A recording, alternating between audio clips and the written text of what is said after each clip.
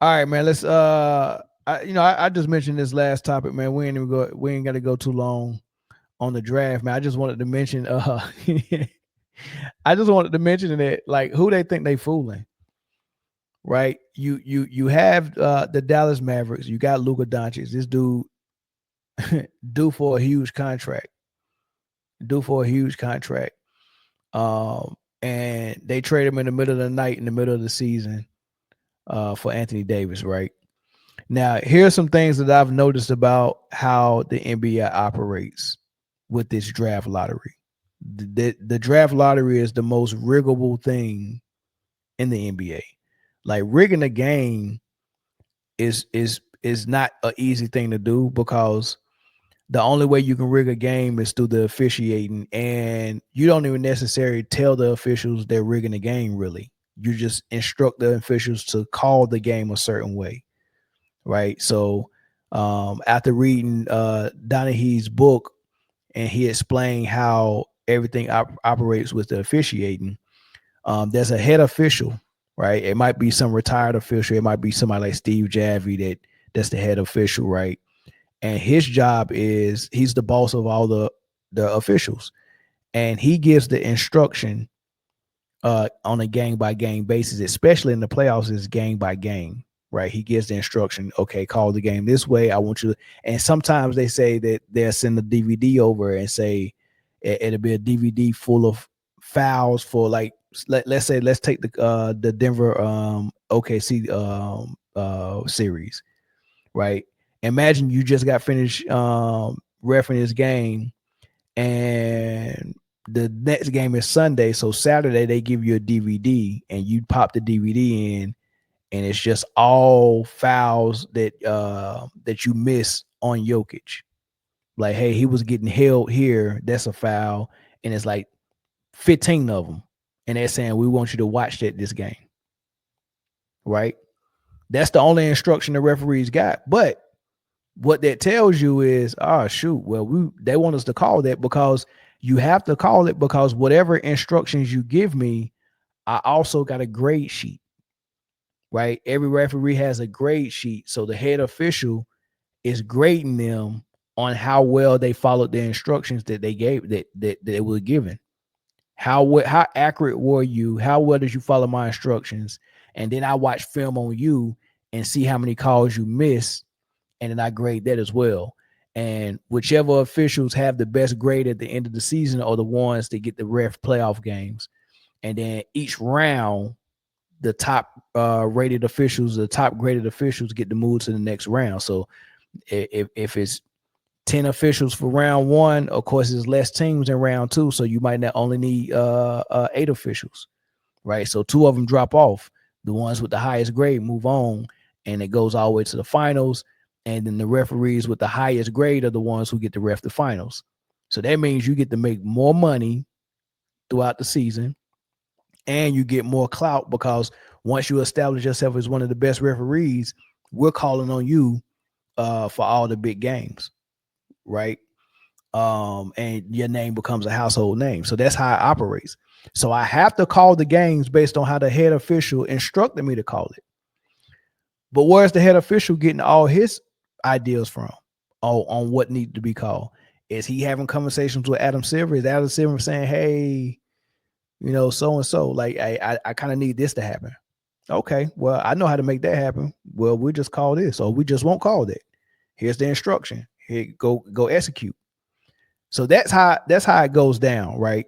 So it's not too easy to rig games because even if you say watch the holes on Jokic, and that's a point of emphasis that we need to call during the game, what if OKC just hot and don't miss no shots?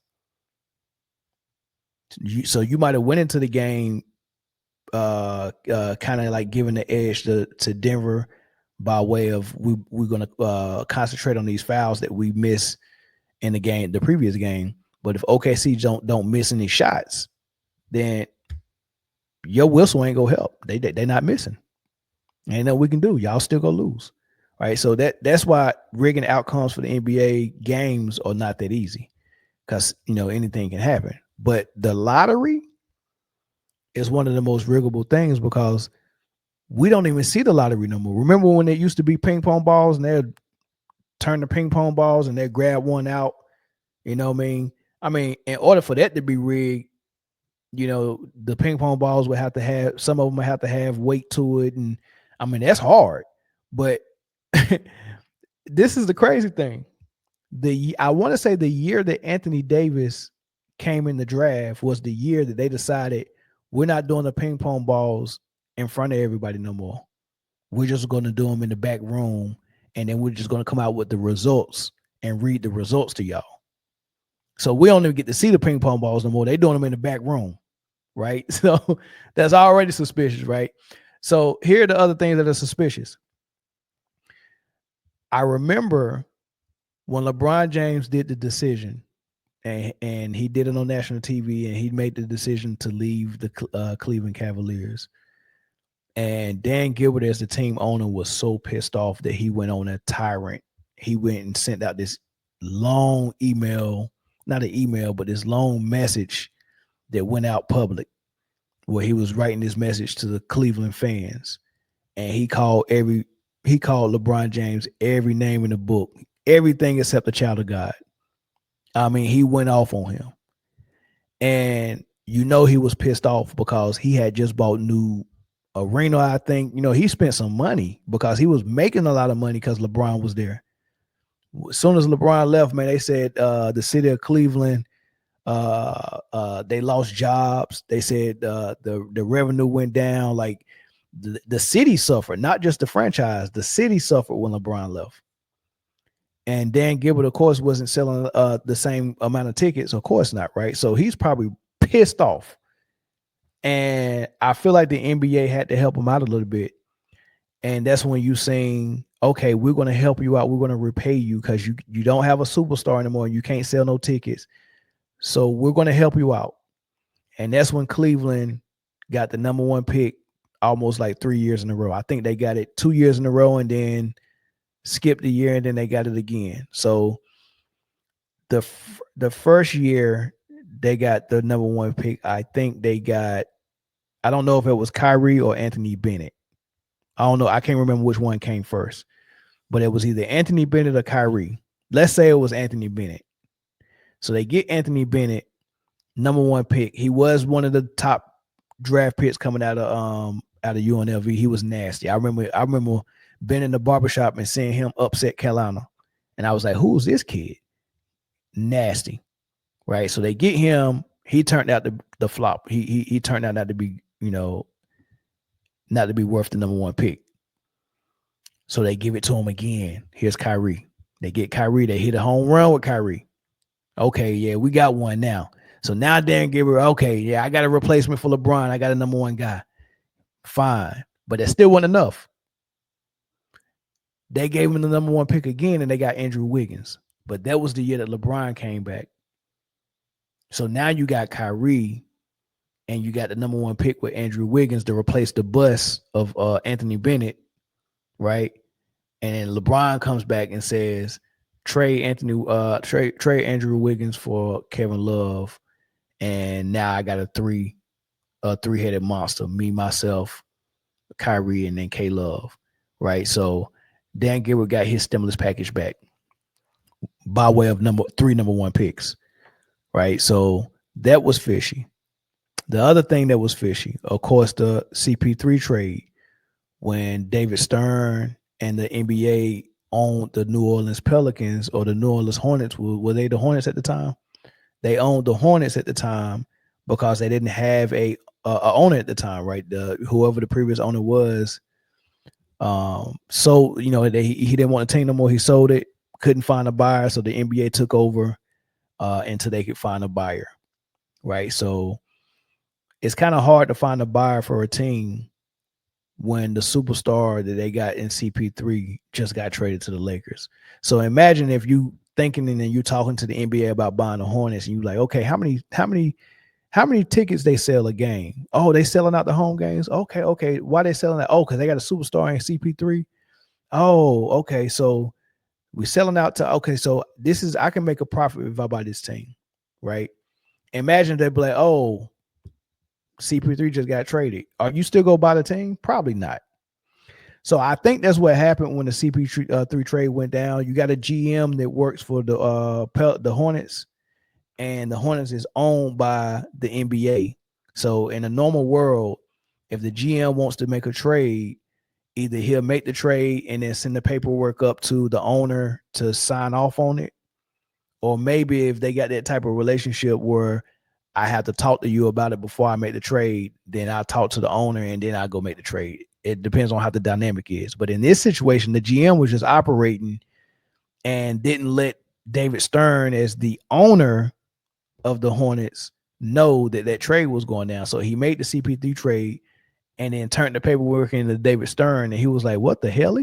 Like, y'all traded CP3? Don't you know I'm trying to sell this team?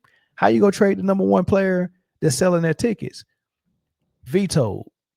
They gave some excuse why they vetoed it, but be smart. They vetoed it because I'm trying to sell the team and you just traded the best player. That's why I vetoed it, right? But then he thought about it and was like, the more I look at this kid coming out of Kentucky, the more I realize he's a franchise player. See, if CP3 wanted out of New Orleans, we could let him go, but we could still sell this team if they get Anthony Davis. So he went back to the owner and was like, hey, don't even worry about CP3. I'm going to make sure you get Anthony Davis. He's a franchise player. Trust me. He's a can't miss prospect. How do I know that's true? Because on the day they did the draft lottery was the same day that the owner, who also owned the New Orleans Saints, that's the same day that the owner signed the paperwork to buy the team. However, it was already announced that he was the new buyer, but he would not sign that paperwork until they did the lottery and he actually seen that New Orleans had the number one pick, because they said they announced it. New Orleans got the number one pick, and then the camera cut and he was signing the paperwork. I've been looking for that footage. If anybody used to record the drafts back in the day, can somebody please find that footage? Because it's not on YouTube. I look for it everywhere. It ain't on the NBA website. I cannot find that draft lottery when New Orleans got the number one pick and then the owner signed the paperwork to buy it. He wanted to wait to make sure. That's how I knew he was supposed to be getting the number one pick. He didn't believe it until he seen it, though. Right?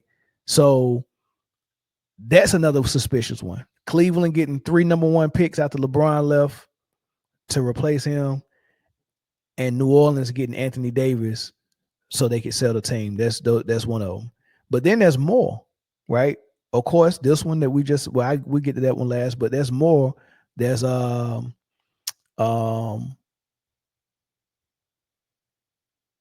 was it Wemby? That was suspicious. Wemby going to San Antonio was suspicious. You know, that France connection that he got with Tony Parker, and I just knew that was gonna be something.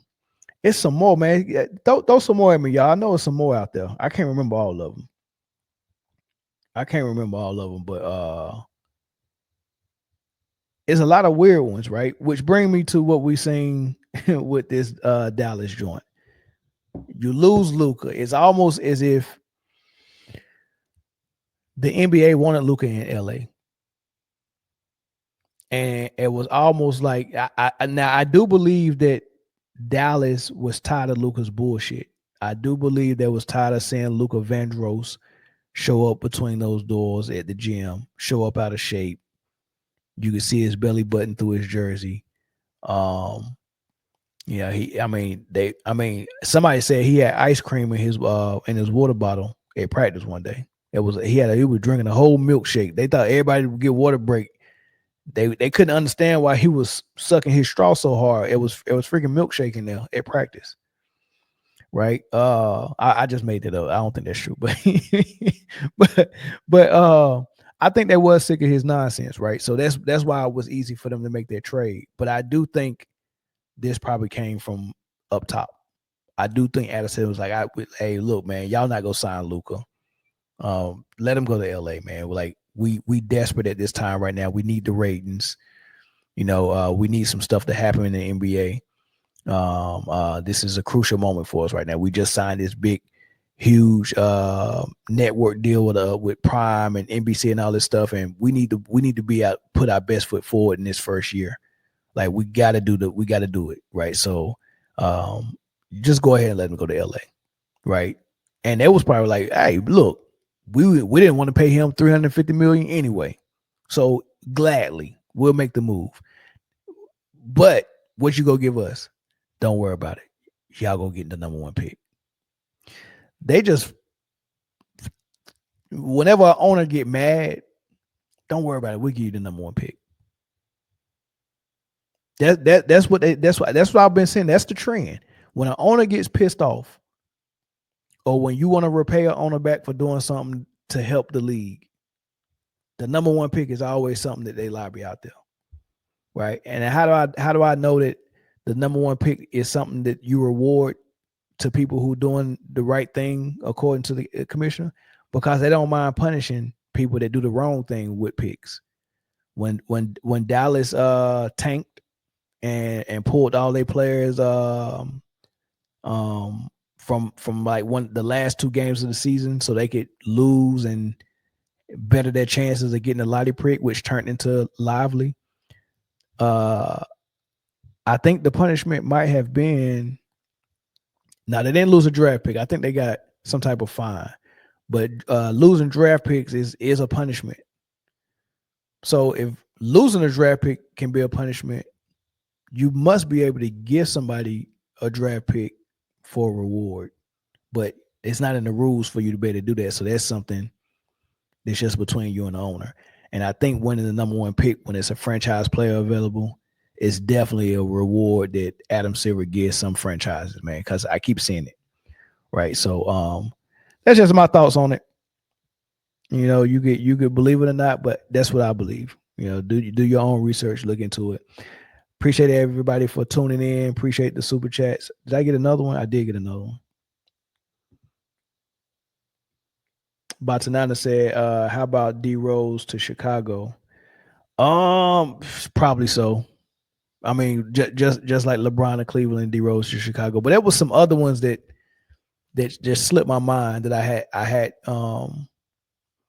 after it was like 3 scenarios where when a team loses a franchise player, they get rewarded with a number 1 pick to replace them. Right. So I sent it too many times.